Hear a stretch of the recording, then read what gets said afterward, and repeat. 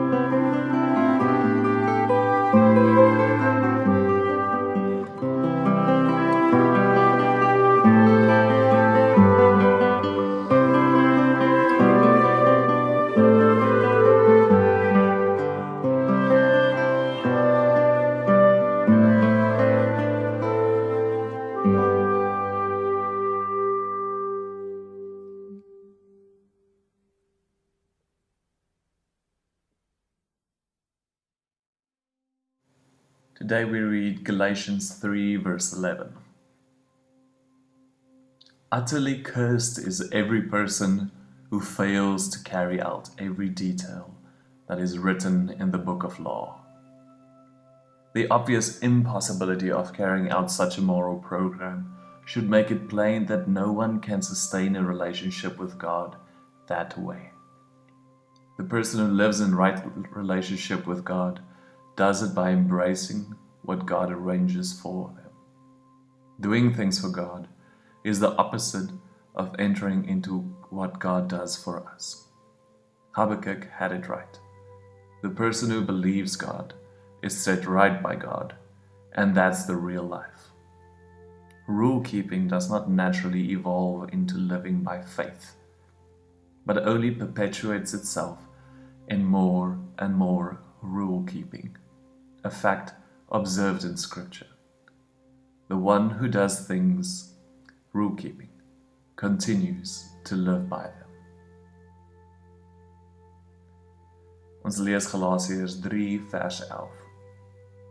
In die Bybel staan daar geskryf: God vervloek elkeen wat nie tot in die fynste besonderhede alles doen wat in die wet opgeskryf is nie.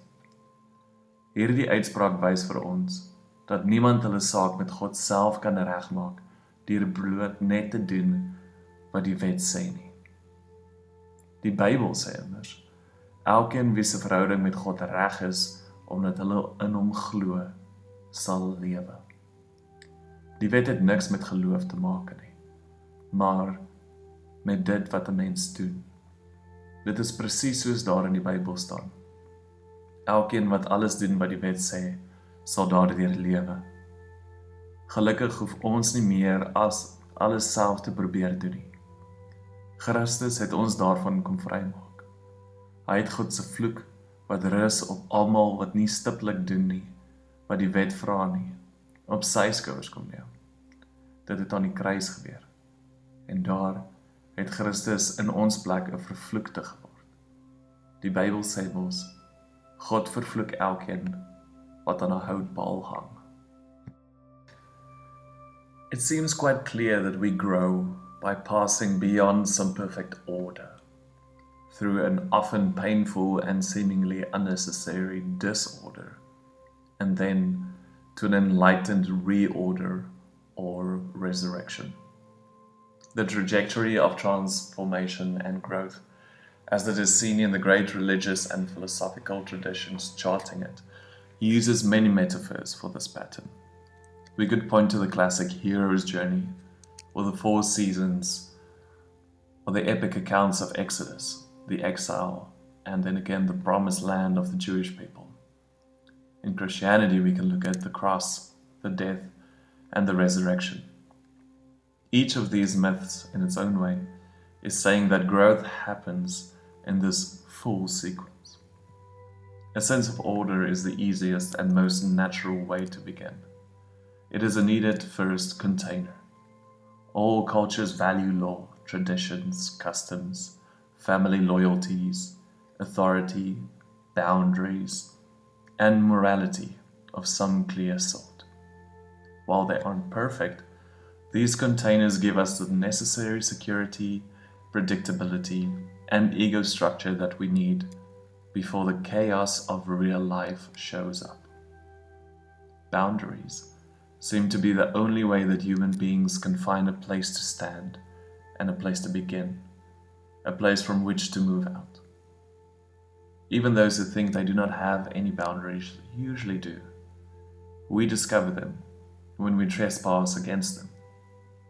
And we need to struggle with the rules more than a bit before we throw them out. We only internalize values by butting up against external values for a while. Human beings seem to need to fight and engage with something before they can take it seriously, and before they can discover what they really need or want.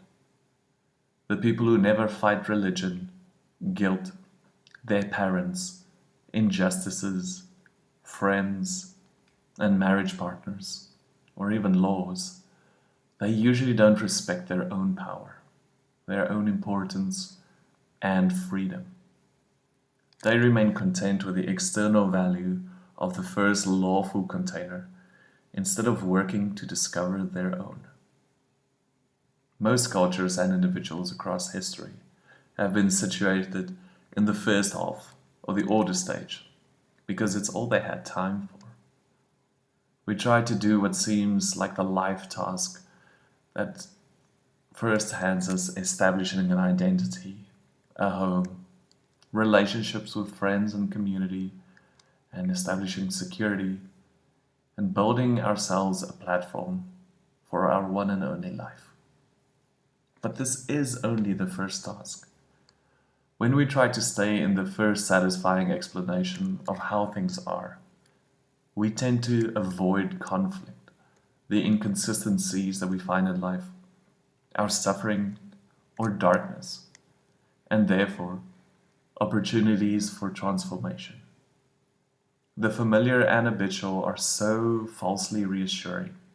We make our homes there permanently, and the ego believes that disorder or change is always to be avoided at all costs. So we hunker down and pretend that our order is entirely good. The new is always by definition unfamiliar and untested. So God, life, destiny, and suffering sometimes have to give us a push, and usually a big one, or we will not go. Most of us are never told that we can set out from the known and familiar to take on a further journey. Our institutions, including our churches, and our expectations are almost entirely configured to encourage support, reward, and to validate the tasks of the first half of life. This is probably why we are so reluctant to relinquish our innocence. It often feels like losing our faith. There must be a sound container holding us long enough so that we can move beyond our survival mode. There has to be solid ground, a shared security and trust before we can move outward in the attempt to create common ground.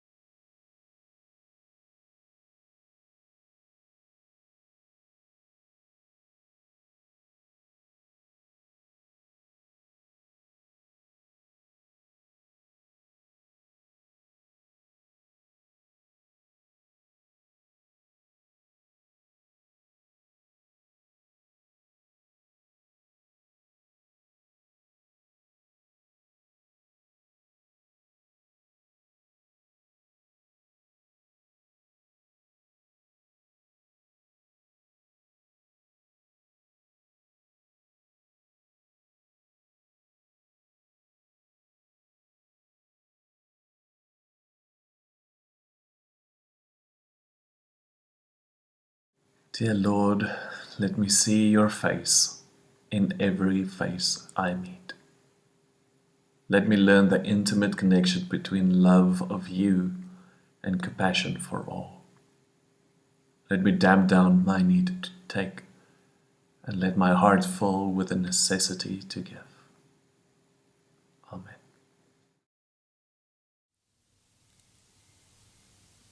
The table of bread is now to be made ready. It is a table of company with Jesus and all who love him. It is a table of sharing with the poor of the world with whom Jesus identified himself. And it is a table of communion with the earth, in which Christ became incarnate. So come to this table, you who have much faith, and you who would like to have more. You who have been here often, and you who have not been here for a long time. You who have tried to follow Jesus, and also you who have failed. Come, for it is Christ himself who invites us to meet him here tonight.